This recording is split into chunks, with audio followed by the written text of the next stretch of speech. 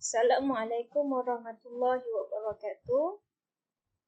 Hari ini kita akan mengulang balik apa yang kita belajar sebelum ini sebagai ingatan, mengingatkan semula, iaitu Nabi Muhammad dan masyarakat. Nabi Muhammad dan masyarakat Mekah. Macam yang Ustazah pernah cerita dekat kamu dalam kelas, bagaimana kehidupan Nabi Muhammad sebelum Nabi diutuskan menjadi Rasul. Okey, yang pertama apa? Nabi Muhammad ketika sebelum diutuskan menjadi Rasul, masyarakat Mekah pada ketika itu hidupnya berpuak-puak dan berpecah belah. Sering bergaduh, sering nak bertelagah, nak buat apa? Nak merebutkan harta dan kuasa. Usah ulang balik ya. Yang kedua apa? Kepercayaan. Kepercayaan masyarakat Mekah pada ketika sebelum Nabi diutuskan menjadi Rasul adalah mereka menyembah berhala. Mereka percaya berhala adalah tempat yang baiklah untuk memohon segala pertolongan. Dan mereka juga percaya kepada perkara-perkara khurafat, apa menilik nasib, percaya kepada bomoh kan, kepercayaan mereka.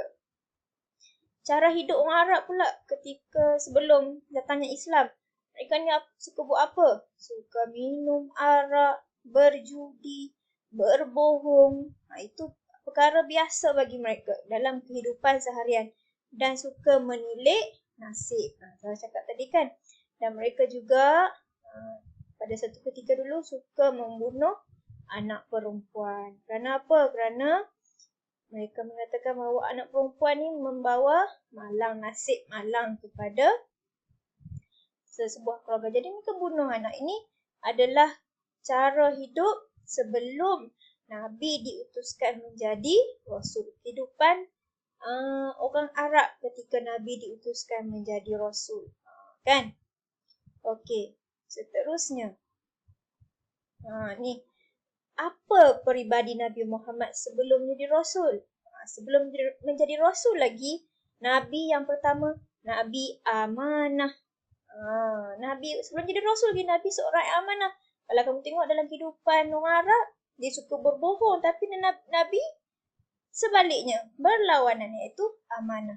Terkenal dengan sifat amanah sehingga diberikan kepercayaan menguruskan perniagaan Siti Khadijah.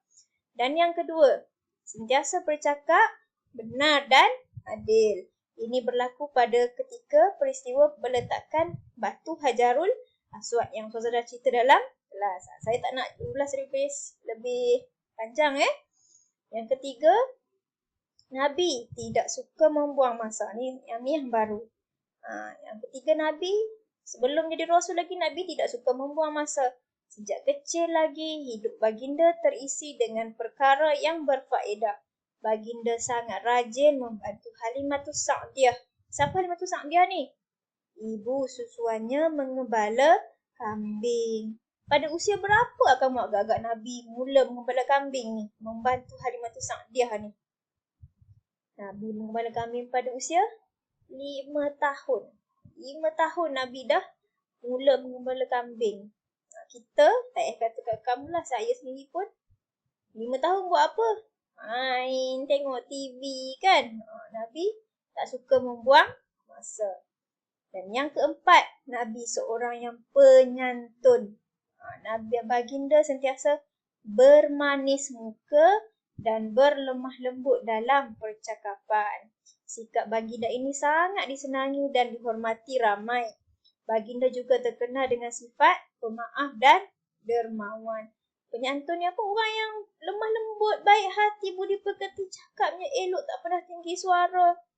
Orang buat berjahat pun Nabi tak balas balik dengan kejahatan, malah Nabi balas dengan kebaikan. Berlawanan dengan kita lah. Kita kalau orang buat jahat, kita pun nak balas balik dengan jahat. Betul tak?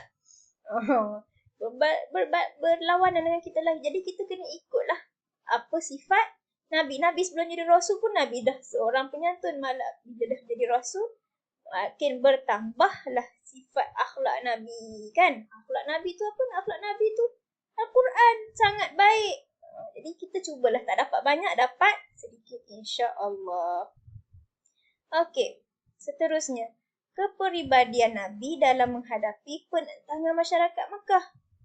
Ni bila Nabi dah jadi Rasul, orang Mekah pada waktu tu kan mensyirikkan Allah, cukup minum arak, sembah berhala, semua bertentangan dengan ajaran Islam. Jadi mesti ada penentangan, orang tak suka, orang nak tentang Nabi. Apa peribadi Nabi? Balas balik ke? Orang kutuk Nabi, maki Nabi, kutuk balik ke? Balas balik ke? Tak. Nabi sabar dan tabah. Abu Lahab ni siapa? Bapa saudara Nabi Muhammad dan isterinya menentang dakwah baginda.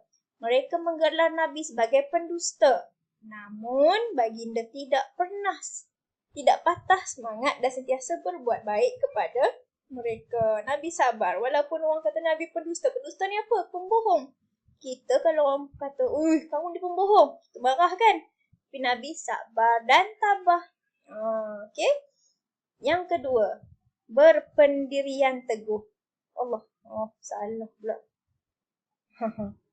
Berpendirian teguh. Nabi ditawarkan harta yang banyak jika menyembah berhala.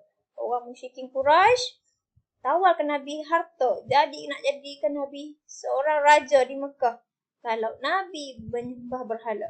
Tapi Nabi menolak tawaran tersebut dengan tegas dan meneruskan dakwah dengan cekal. Nabi kata apa? Bagilah bulan ke, bagilah bintang ke kepada aku. Aku tidak akan berhenti beriman kepada Allah. Kita pun samalah. Kena tegas pendirian, tetap pendirian kita. Kalau ni kata, hari ni saya nak belajar, nak buat kerja sekolah bagi siap. Jadi, kena buat bagi siap. Kan? Okey. Seterusnya, bijak merancang. Baginda diperintahkan Allah berhijrah ke Madinah ketika Abu Jahal dan sekutunya merancang membunuh Nabi Muhammad. Baginda memilih jalan ke selatan atau untuk ke Madinah. Walaupun Madinah terletak di utara Mekah untuk mengelirukan musuh.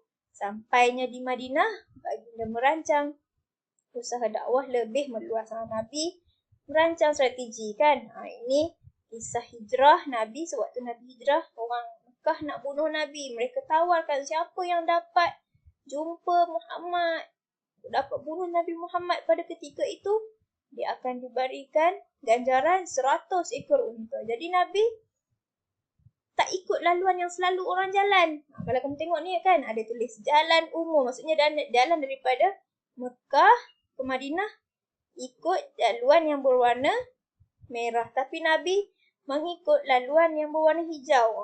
Dia makan masa lebih lama, lebih panjang. Dia pusing ke bawah ni, baru naik ke atas kan. Macam itulah. Jadi kamu pun kena bijak merancang. Macam hari ni ada 2 subjek. Katakan ada 2 subjek nak belajar. Jadi kamu kena bijak merancang. Bila masa nak buat kerja sekolah. Bila masa nak tolong mak ayah kan. Dia duduk rumah kena tolong mak ayah. Tak ada duduk saja. Kena tolong mak ayah. Kena ada perancangan. Okey? Okey, baik. Yang ini adalah tugasan kamu pada minggu hadapan. Jadi saya cakap dah minggu ni siap-siap. Ini adalah sajak. Kan? Pandai ni, saya rasa yakin pandai, anak-anak usaha semua pandai-pandai. Jadi ini adalah tugasan kamu pada minggu hadapan, iaitu kamu dikendaki membaca dulu sajak ni, kemudian berlatihlah. Kamu ada masa seminggu kan, kamu latih, kamu rakam video dan hantarkan pada minggu hadapan. Bukan minggu ni ni minggu hadapan. Tak apalah saya cakap siap-siap lah sebab saya nak habiskan. Okey, baik? Boleh? Okey. Okey, itu saja pada PDPR kita pada hari ini. Itu pembelajaran di rumah. Saya sekali dengan kerja sekolah pada minggu hadapan lah tugasan kamu. Okey? Ini adalah peribadi Nabi ketika mendapat tentangan orang masyarakat Mekah. Kita dapat belajar peribadi Nabi sebelum jadi Rasul dan cara hidup musyrikin Quraisy sebelum datangnya Islam. Okey, saya rasa itu saja untuk hari ini. Sekian. Assalamualaikum warahmatullahi wabarakatuh. Bye-bye.